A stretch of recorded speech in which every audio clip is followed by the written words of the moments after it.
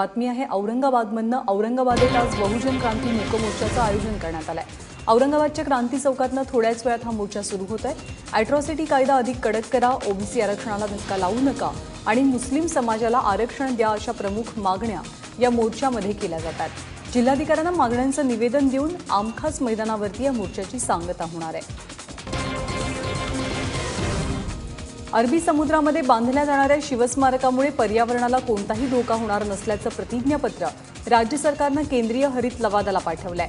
सरकारच्या भूमिकेवर पर्यावरणवादी आणि मच्छीमार संघटनांनी मात्र नाराजी व्यक्त केली आहे। या स्मारकाच्या बांधकामामुळे अरबी समुद्रातल्या जैवविविधतेला धोका निर्माण होईल असा दावा करत पर्यावरणवाद्यांनी हरित लवादात याचिका दाखल केली होती।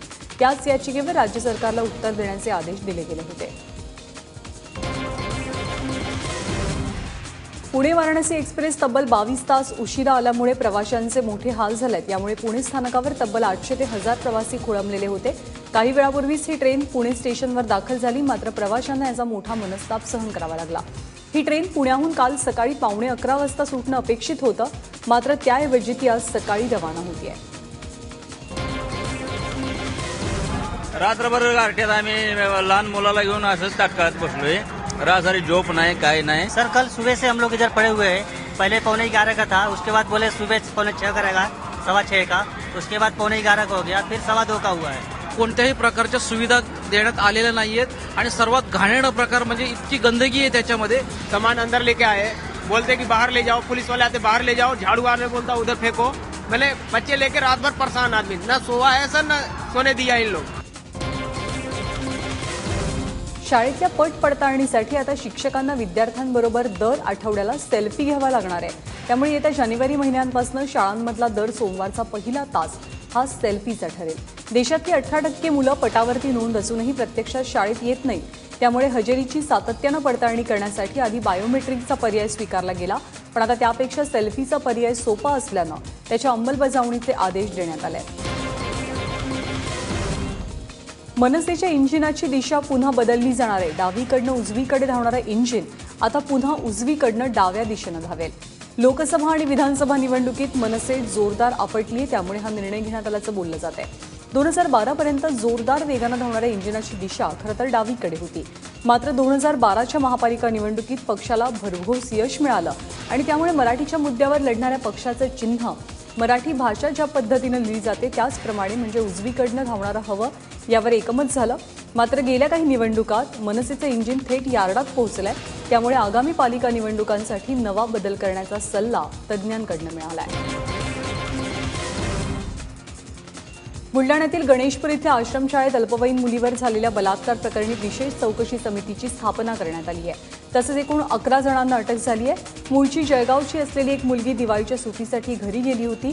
तिथे तिनं आपल्या पोटात दुखत असल्याची तक्रार पालकांकडे केल्यावरती हा प्रकार उघडकीस आला। आदिवासी विकास मंत्री विष्णू सावरा आज या ठिकाणी जाऊन या संदर्भातली माहिती जाणून घेणार आहेत। दरम्यान बुलढाण्याच्या गणेशपूर आश्रमशाळेत अनेक आदिवासी विद्यार्थिनींवर बलात्कार झाल्याचा गंभीर आरोप राष्ट्रवादीचे नेते नवाब मलिक यांनी केला आहे। या घटनेमुळे आदिवासी मुलींच्या सुरक्षिततेवरती एक मोठा प्रश्नचिन्ह उभं राहत आहे। त्यामुळे नैतिक जबाबदारी घेत महिला आणि बालकल्याण मंत्री पंकजा मुंडे तसंच आदिवासी विकास मंत्री विष्णू सावरांनी तातडीनं राजीनामा द्यावा अशी मागणी राष्ट्रवादीची आहे। आश्रमशाळेमध्ये आदिवासी मुलींवर कंटिन्युअस बलात्कार होत असताना गर्भधारण मुलगी करत आहे आणि सरकार कुठेतरी हा प्रकरण दाबण्याचे प्रयत्न करत आहे। मुलीचे असतील तर त्यांच्यावर लैंगिक बलात्कार, लैंगिक शोषणचा हे किती शाळांमध्ये काय आहे याचा तपास झाला पाहिजे। बातमी मुंबईतनं आहे। पोलीस कॉन्स्टेबल विलास शिंदेंच्या हत्या प्रकरणातील अल्पवयीन आरोपीवरती संज्ञान म्हणून खटला चालवण्यास ज्युव्हेनाइल जस्टिस बोर्डानं परवानगी दिली आहे। राज्यात अशा पद्धतीची पहिलीच घटना आहे। 23 ऑगस्टला विना हेल्मेट गाडी चालवणाऱ्या अहमद कुरेशी आणि त्याच्या अल्पवयीन भावाला विलास शिंदेंनी अडवलं। त्यामुळे बाचाबाची झालेल्या अहमद कुरेशीनं शिंदेंच्या डोक्यात रॉड घातला। यानंतर 31 ऑगस्टला त्यांचा उपचारादरम्यान मृत्यू झाला। त्यामुळे अल्पवयीन आरोपीवरचा खटला सर्वसामान्य कोर्टात दाखल करण्यास ज्युव्हेनाइल जस्टिस बोर्डाची परवानगी मिळाली आहे। निर्भया प्रकरणानंतर सरकारनं अल्पवयीन आरोपींसंदर्भातल्या कायद्यात थोडासा बदल केला आहे। लोकलच्या अपघातात मृत्यू पावलेल्यांच्या संख्येत गेल्या काही दिवसात लक्षणीय वाढ होते, मात्र यातील अनेकांचा मृत्यू हा त्यांच्याच दुर्लक्षामुळे होत असल्याचेही सत्य पुढे येत आहे। स्टंटबाजीची नशा चढलेल्या एका तरुणानं लोकलच्या फुटबोर्डवर बसून हा स्टंट केला. जशी ट्रेन वेगात निघाली तसा हा तरुण ट्रेन बाहेर झेपावला आणि तेव्हाच बाहेरच्या विजेच्या पोलला धडकून खाली पडला आणि जागीच त्याचा मृत्यू झाला. 23 सेकंदाचा हा व्हिडिओ व्हायरल झाल्यावर जीआरपीनं त्याची चौकशी सुरू केली. व्हिडिओत येणारा आवाज ऐकला तर ही लोकल मरीन लाईन्स आणि चर्नी रोड या स्थानकांच्या दरम्यान धावत असल्याचं कळतंय.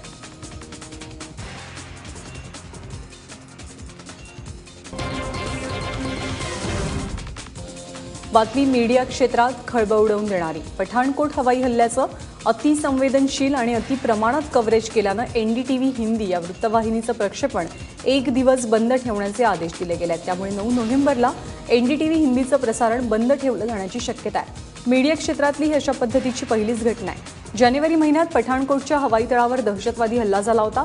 यावेळी हल्ल्याचं वार्तांकन करताना मिग आणि लढाऊ विमानं, रॉकेट लॉन्चर्स या सगळ्याचा तपशील एनडीटीव्हीवर मांडला गेला.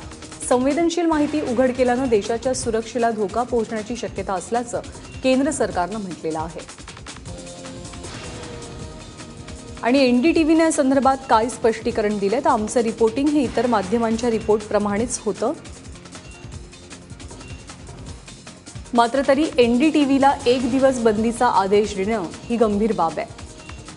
प्रत्यक्षात एनडीटीव्हीचं रिपोर्टिंग हे अधिक संतुलित होतं. आणीबाणीनंतर पहिल्यांदाच असे बंदीचे आदेश निघणं ही असाधारण गोष्ट आहे. एनडीटीव्ही या आदेशावर सर्व प्रकारच्या पर्यायांचा विचार करत आहे. एकीकडे भोपाळ एन्काउंटरवरनं राजकारण तापलेलं असताना एन्काउंटरच्या वेळी पोलिसांमध्ये झालेल्या संभाषणाची ऑडिओ क्लिप एबीपी माझाच्या हाती लागली आहे. भोपाळ कारागृहातनं पळालेल्या सिमीच्या 8 दहशतवाद्यांचा खात्मा करताना पोलीस आणि कंट्रोल रूममध्ये हे संभाषण झालं. हे एन्काउंटर अचानक झाल्याचं ऑडिओ क्लिपवरनं प्रथमदर्शनी स्पष्ट होत आहे. दरम्यान एन्काउंटरमध्ये खात्मा करण्यात आलेल्या दहशतवाद्यांचं शवविच्छेदन करण्यात आलंय. दहशतवाद्यांना जवळपास 25 गोळ्या लागल्याचं या रिपोर्टमध्ये नमूद करण्यात आलंय. वन नेशन वन टॅक्सचा नारा देत मोदी सरकारनं जीएसटी अर्थात वस्तू आणि सेवा कर लागू केला. ज्याचे दर निश्चित करण्यात आलेत. सर्वसामान्य नागरिकांच्या गरजेच्या किंवा जीवनावश्यक वस्तूंवर सर्वात कमी म्हणजे 5% तर केवळ चैनीसाठी असलेल्या गोष्टींवरती 28% कर आकारला जाईल.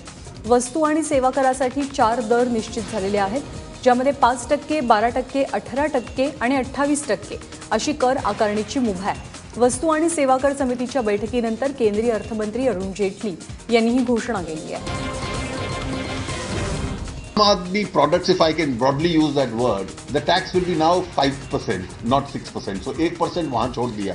ये अब किस पे रहेगा ये सेक्रेटरीज तय करेंगे, लेकिन मैंने आपको 3 ऐसे आइटम्स बताए which can make out a case for reduction.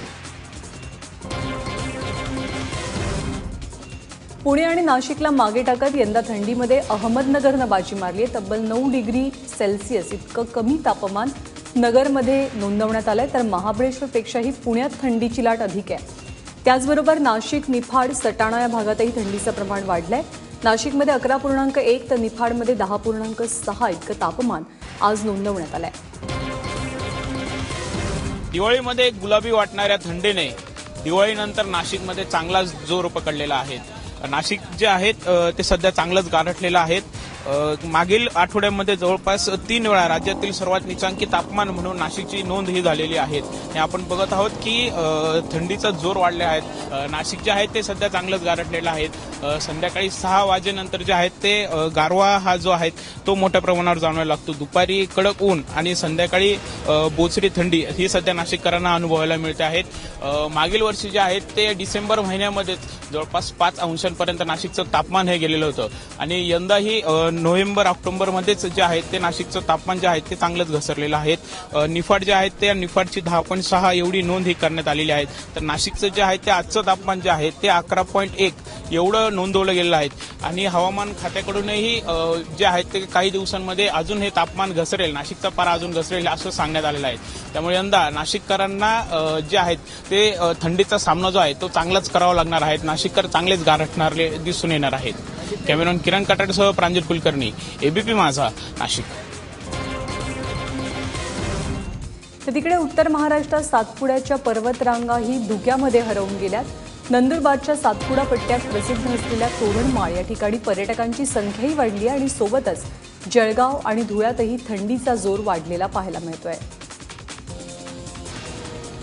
तर सातपुड्याच्या पर्वतरांगातही धुकं दाटल्याचं चित्र पाहायला मिळत आहे. उत्तर महाराष्ट्रात खास करून थंडीचा जोर कमालीचा वाढलेला आहे. नाशिक 11 अंश सेल्सिअसवरती आहे तर निफाडचा पारा हा 10 अंशांवरती जाऊन पोहोचलेला आहे.